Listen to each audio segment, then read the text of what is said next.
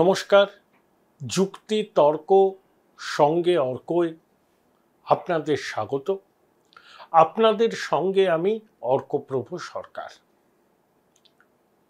বিজেপির রাজ্য সভাপতি সুকান্ত মজুমদার দিন কয়েক আগে হুগলিতে একটা কর্মী সভায় গিয়েছিলেন। সেখানে যে কথাগুলো তিনি বলেছেন আমার মনে হয় সেগুলো যথেষ্ট ইঙ্গিতবাহী।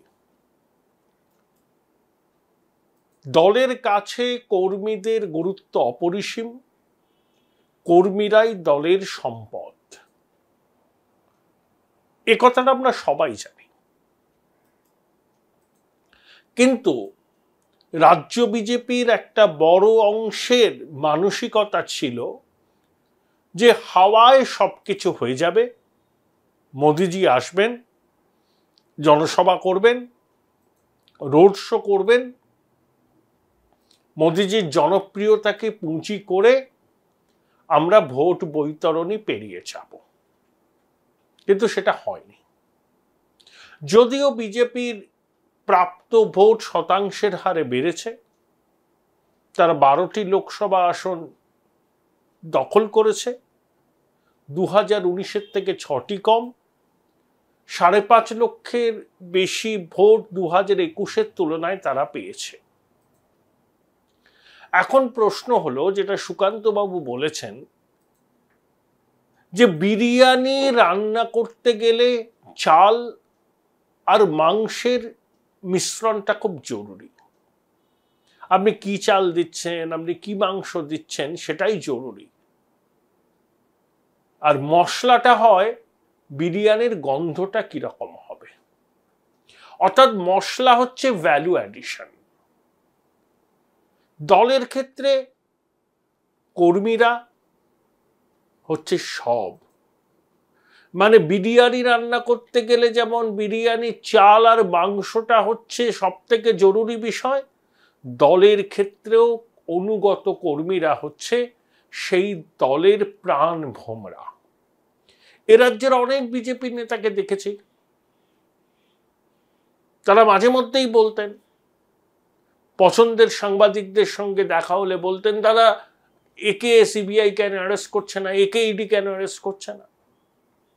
সিবিআই ইডি কাউকে অ্যারেস্ট করলেই যদি ভোট বাক্সে তার ফায়দা পাওয়া যেত, তাহলে না হয় তাদের বক্তব্যে যৌক্তিকতা আছে বলে মেনে নিতাম।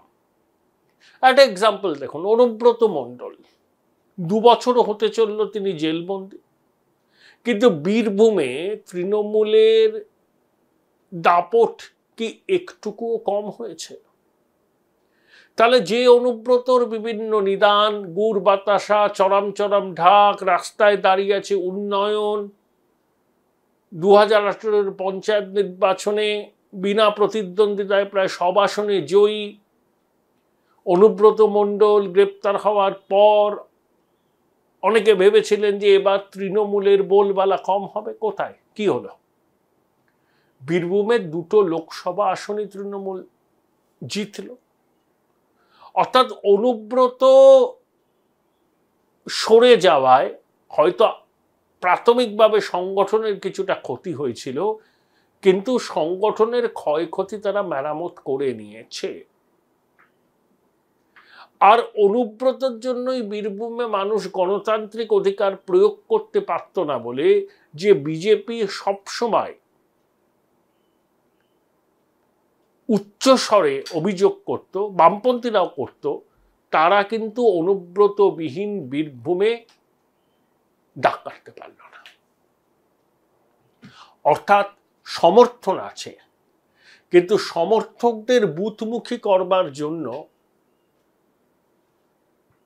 যে সংগঠন বা ডেডিকেটেড ওয়ার্কারদের দরকার, সেটা রাজ্য বিজেপির ক্ষেত্রে নেই। বিশেষত কলকাতা এবং সন্নিহিত জেলা, দক্ষিণবঙ্গের অনেক জেলায় ব্যতিক্রম আছে, পূর্ব মেদিনীপুর।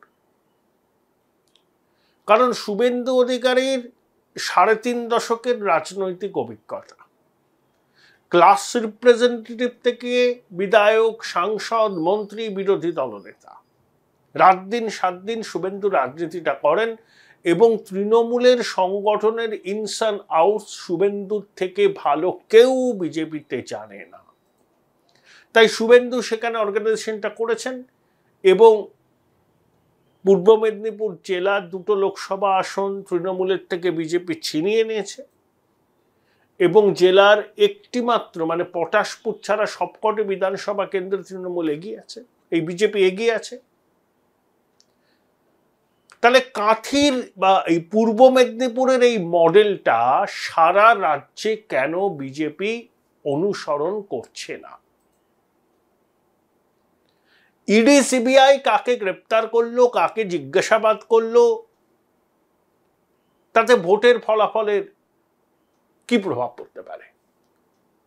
অনুব্রতহীন বীরভূমে বিজেপি তো দাগ কাটতে পারেনি।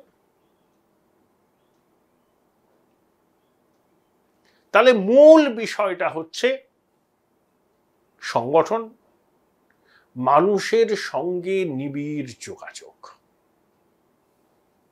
একসময় বামপন্থীরা সেটা শিল্পের পর্যায়ে নিয়ে গিয়েছিলেন। তৃণমূল যাই বলুন, আপনাদের পাড়ায় যেখানেই আপনারা থাকুন না কেন, কিছু তৃণমূলের ছেলেকে আপনারা দেখতে পাবেন। তারা পার্টি অফিসে সামনে বসে আছে, পার্টি অফিসে টিভি চলছে, ক্যারাম খেলছে।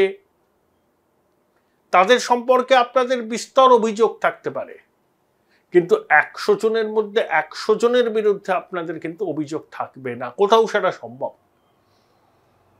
এমন বহু ডেডিকেটেড তৃণমূলের কর্মীকে আমি চিনি ব্যক্তিগতভাবে, যারা তৃণমূলের জন্ম লগ্ন থেকে তৃণমূলটা নিষ্ঠার সঙ্গে করে। হয়তো এখন তার একটু কোণঠাসা, কিন্তু তাও তারা তৃণমূল করে, দলীয় দপ্তরে বসে,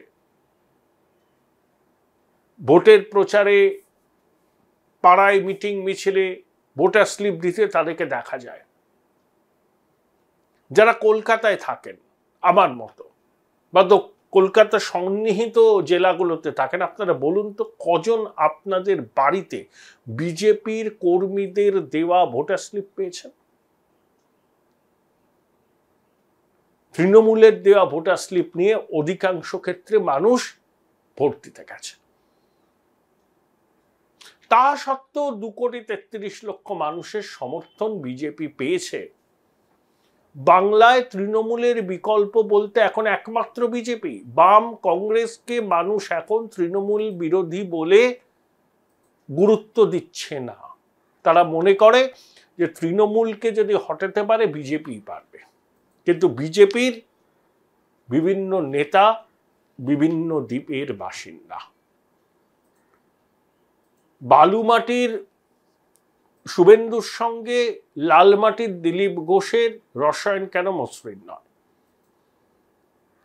কোন যুক্তিতে একেবারে শেষ মুহূর্তে দিলীপ বাবুর আসন পরিবর্তন করা হলো? তবে আমি একথাও বলবো, দিলীপ বাবু আসন পরিবর্তন করে যখন ওই বর্ধমান দুর্গাপুরে গেলেন, মর্নিং ওয়াক করতে করতে, গদা নিয়ে ঘুরতে ঘুরতে বললেন দিলীপ ঘোষ জিততে এসছে, লক্ষাধিক ভোটে জিতবেন।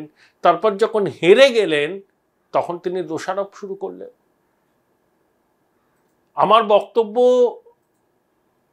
দিলীপবাবু যদি দলকে খোলাখুলি জানিয়ে দিতেন মেদিনীপুর ছাড়া আর কোনো কেন্দ্র থেকে তিনি লড়বেন না। দল যদি দেখে মেদিনীপুর কেন্দ্রে মনোনয়ন দিতে না চায় সেও কাফি, কিন্তু অন্য কোনো কেন্দ্রে তিনি যাবেন না। এই কথাটা কি দর্তহীনভাবে দিলীপবাবু জানিয়েছিলেন দলকে? তার অপছন্দ হলে কেউ জোর করে দিলীপবাবুকে অন্য কেন্দ্রে প্রতিদ্বন্দ্বিতা করতে পাঠাতো না। আসলে দিলীপবাবুও ভেবেছিলেন যে তিনি গেলে ওখানে জিতে যাবেন। এখন আশানুরূপ ফল না হওয়ায়, হেরে যাওয়ায় তিনি এখন দোষারোপ করছেন। দিলীপবাবু এখনো পর্যন্ত বিজেপির এই রাজ্যের সফলতম সভাপতি। সেই 2015 থেকে 21 কালপর্ব পর্যন্ত দুদফায় সভাপতি। তার আমলে বিজেপি প্রধান বিরোধী দল, 77 জন বিধায়ক, লোকসভায় 18 জন সাংসদ পেয়েছে। কিন্তু দিলীপ বাবু মূলত সংঘের প্রচারক, সেখান থেকে বিজেপিতে এসে প্রথমে সম্পাদক, সাধারণ সম্পাদক, তারপরে সভাপতি ইত্যাদি হয়েছিলেন। Join Indian Institute of Hotel Management now. Right choice, right decision. কিন্তু বাংলার মাটি সংঘের প্রচারক হিসাবে দিলীপ বাবু দক্ষিণ চব্বিশ পরগনায় ছিলেন, উত্তর চব্বিশ পরগনায় ছিলেন, কলকাতাতেও কিছুদিন কাজ করেছেন, আন্দামানে ছিলেন, কিন্তু সংঘের প্রচারক আর পশ্চিমবঙ্গের রাজনীতির সঙ্গে ওতপ্রোতভাবে জড়িয়ে থাকা দুটো জিনিস এক নয়। সুকান্তবাবু রাজনীতিতে নবাগত, তিনি সভাপতি হয়েছেন। উত্তরবঙ্গের জেলাগুলোতে বিজেপির সংগঠন পূর্ব মেদিনীপুর বাদে দক্ষিণবঙ্গের অন্য জেলার থেকে অনেক ভালো। কিন্তু সুকান্তবাবু যে কথাটা বলেছেন সেটা খুব তাৎপর্যপূর্ণ, এটা অনেক বিতর্ক হবে। অনেকে মনে করেন যে সিবিআই ইডি প্রভাবশালীদের গ্রেপ্তার করলে পরেই বিজেপি নবান্ন দখল করে দেবে, তারা মূর্খের স্বর্গে বাস করছেন। হাতে গরম উদাহরণ আছে অনুব্রত মণ্ডল। 2 বছরের উপর অনুব্রত জেলে, কিন্তু তৃণমূলের দাপট কিন্তু বীরভূমে কমেনি। অর্থাৎ অনুব্রতহীন বীরভূমেও বিজেপি পায়ের তলায় মাটিটা শক্ত করতে পারেনি। এর দায় কার? যারা রাজ্য নেতৃত্বে আছেন, যারা সাংগঠনিক বিষয় দেখভাল করেন, তারাই দায়ী, তাদেরকেই দায়ভার নিতে হবে। এই যে সংগঠন সম্পাদক, এখানে আরএসএস এর লোকজনই বসে, কিন্তু এই সংগঠন সম্পাদককে নিয়ে এই রাজ্যের এত বিতর্ক কেন?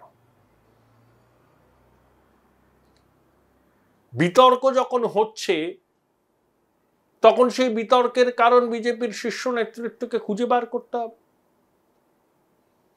বিকল্প মুখের চিন্তা ভাবনা করতে হবে। অত্যন্ত গুরুত্বপূর্ণ পদ এই সংগঠন সম্পাদকের পদ। সেখানে আসীন ব্যক্তির বিরুদ্ধে দলের একাংশের যদি তীব্র ক্ষোভ থাকে, এবং সেই ক্ষোভ তারা লোকাল ট্রেনের কামরায় বিজেপির পুরনো দপ্তরের সামনে যখন উগরে দেন, তখন সেটাকে ইগনোর করা মূর্খামি।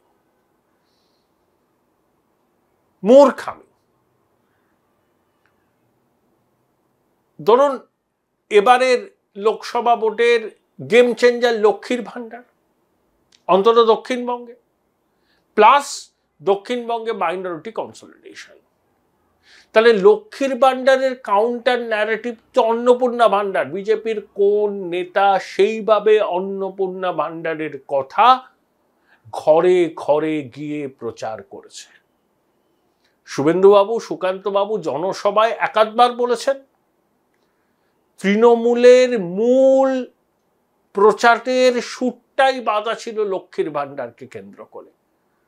নির্বাচনের সময় যদি আপনারা এফএম ক্যাম্পেইন শুনতেন বা সমাজ মাধ্যমে তৃণমূলের ক্যাম্পেইন দেখতেন, একটা হচ্ছে কেন্দ্রের বঞ্চনা, 2 হচ্ছে লক্ষ্মীর ভান্ডার। লক্ষ্মীর ভান্ডারকে প্রাপকদের ভাতাজীবী বলে অপমান করার অধিকার বিজেপির নেতাদের কেউ দেয়নি। ভারতবর্ষের অন্যান্য রাজ্যে এই ধরনের প্রকল্প বিজেপি সরকারই চালু করেছে। মধ্যপ্রদেশের এতদিনের প্রতিষ্ঠান সরকার থাকা সত্ত্বেও প্রতিষ্ঠান বিরোধিতার হাওয়া তো উঠল না, বরঞ্চ প্রো ইনক্যাম্বেন্সি হলো লাডলি বেহনা যোজনা বা লাডলি লক্ষ্মী যোজনার জন্যই। আর এখানকার বিজেপি নেতারা যারা লক্ষ্মীর ভান্ডার প্রাপক তাদেরকে ভাতাজীবী বলে কটাক্ষ করছে। নিজেদের অ্যালিয়েনেট করলেন বাংলার মাতৃশক্তির সঙ্গে। শুভেন্দুবাবু, সুকান্তবাবু বলেছেন 1000 নয় 3000 টাকা করে তারা দেবেন, কিন্তু সেই প্রচার ঘরে ঘরে গিয়ে কেন তারা করতে পারলেন না? তাদের কর্মীরা কেন মানুষের বাড়ি বাড়ি গিয়ে বলতে পারলেন না যে আমরা ক্ষমতায় আসলে অন্নপূর্ণা ভান্ডার চালু করব, 1000 টাকা নয়, আপনারা 3000 টাকা করে পাবেন। অন্যান্য রাজ্যেও বিজেপি মাতৃশক্তিকে আর্থিক সহায়তা করে ব্যাংক ট্রান্সফারের মাধ্যমে। বলেছিলেন আপনারা? বলেন। শুধু ইডি সিবিআই প্রভাবশালীদের অ্যারেস্ট করবে, কেন্দ্রীয় বাহিনীকে দিয়ে ভোট করতে হবে, সেগুলোই নাকি সর্বরোগ অবিশল্যকরণ। সংগঠন কোথায়? কেন্দ্রীয় নেতৃত্বকে অনেক ক্ষেত্রে ভুল রিপোর্ট পাঠানো হয়। কেন কলকাতা সহ দক্ষিণবঙ্গের অনেক জেলায় বিজেপির সংগঠন এত দুর্বল? সেই সংগঠনকে মেরামত করার কি কাজ আপনারা করেছেন? কেন বিস্তীর্ণ অঞ্চলে লোকসভা নির্বাচনের সময় বিজেপির কর্মীরা বাড়ি বাড়ি গিয়ে ভোটার স্লিপ দিতে পারেনি? ব্যতিক্রম উত্তরবঙ্গের অনেক জেলা, পূর্ব মেদিনীপুর। তাহলে পূর্ব মেদিনীপুরের মডেলটা সারা বাংলায় অনুসরণ করা হোক। আর নেতাদের মধ্যে এত খেয়ে চাপান উতর কেন? এটাও তো বড় প্রশ্ন। আপনারা নাকি পার্টি উইথ দ্য ডিফারেন্স, আপনারা নাকি ক্ষমতার দোরগোড়ায় দাঁড়িয়ে আছেন। ক্ষমতা এখনো দূরস্থ। তার আগেই যদি ঝগড়াকে শিল্পের পর্যায়ে নিয়ে যান, তাহলে পশ্চিমবঙ্গের যে 2.33 লক্ষ মানুষ আপনাদের আশীর্বাদ দিয়েছেন, তাদের মুখ ফুরিয়ে নিতে কিন্তু খুব একটা সময় লাগবে না। ধরুন বাই ইলেকশনে পরাজিত হয়েছে, বাই ইলেকশনে শাসক দলই জেতে, আমি মেনে নিলাম অনেক অনিয়ম হয়েছে, ভোট লুট হয়েছে, পুলিশ দলদাসের মতো কাজ করেছে, কেন্দ্রীয় বাহিনীর ভূমিকা সন্দেহের ঊর্ধ্বে নয়। কিন্তু বাগদা, রায়গঞ্জ, মানিকতলায় আপনারা যাদের প্রার্থী করেছিলেন তাদের কি ক্রেডেনশিয়াল? বাগদায় যাকে আপনারা প্রার্থী করলেন, আপনার দলের লোক নির্দলয়ে দাঁড়িয়ে পড়ল, বলল 80 লক্ষ টাকার বিনিময়ে প্রার্থী পদ পেয়েছে। যে কল্যাণ চৌবে মামলা করে মানিকতলাকে বিধায়ক শূন্য করে রেখেছিলেন, হেরে যাওয়ার পর তার টিকিটই মানিকতলার লোকজন খুঁজে পায়নি, তাকে আবার প্রার্থী করা হলো। রায়গঞ্জ কেন্দ্রে সম্ভবত ভদ্রলোকের নাম দেবাশিস সরকার, অধ্যাপক, দীর্ঘদিন ধরে বিজেপি আরএসএস এর সঙ্গে যুক্ত, স্বচ্ছ ইমেজ ছিল, তাকে প্রার্থী না করে এই টানকোট মানুষকে কে প্রার্থী করলো? বিজেপির লোকজনই ভোট দেয়নি। কারণ মানুষের ইমেজ কি সেটা রায়গঞ্জের মানুষ জানে। বিজেপির নেতারা যদি মানুষের মনোভাব না জানেন, সেটা তাদের অপদার্থতা। এভাবে চললে সখাত সলিলে ডুববেন। এখনো সময় আছে। তৃণমূল বিরোধী জনতা সিংহভাগ আপনাদের সঙ্গে আছে। তাদেরকে বুথমুখী করা ভোটের সময়। আপনারা কি করতে চান সেই ভিশন ডকুমেন্ট তৈরি করে বাড়ি বাড়ি গিয়ে মানুষের সঙ্গে কথা বলা। মাতৃশক্তি যারা লক্ষ্মীর ভাণ্ডার পান, তাদেরকে ভাতাজীবী বলে অপমান করবেন না। ভারতবর্ষের সমস্ত অঙ্গরাজ্যেই, প্রায় সবকটি রাজ্যেই এই ধরনের স্কিম আছে। বিজেপি শাসিত রাজ্যেও আছে, আসামে আছে, মধ্যপ্রদেশে আছে, সব জায়গায় আছে। বরঞ্চ যে অন্নপূর্ণা ভাণ্ডারের কথা আপনারা বলছিলেন, যে 3000 টাকা করে মাতৃশক্তিকে দেয়া হবে, প্রতি বছর স্কুল সার্ভিসের পরীক্ষা হবে, শূন্য পদে পূরণ হবে, ডিএ কেন্দ্রীয় সরকারের হারে দেয়া হবে, সেটা নিয়ে মানুষের ঘরে ঘরে গিয়ে প্রচার করতে হবে। সেটা তখনই সার্থক হবে, সম্ভব হবে, যখন আপনাদের একটা শক্ত পোক্ত সংগঠন থাকবে। রাজনীতিতে শর্টকাট দিয়ে কোনো সাফল্য আসে না।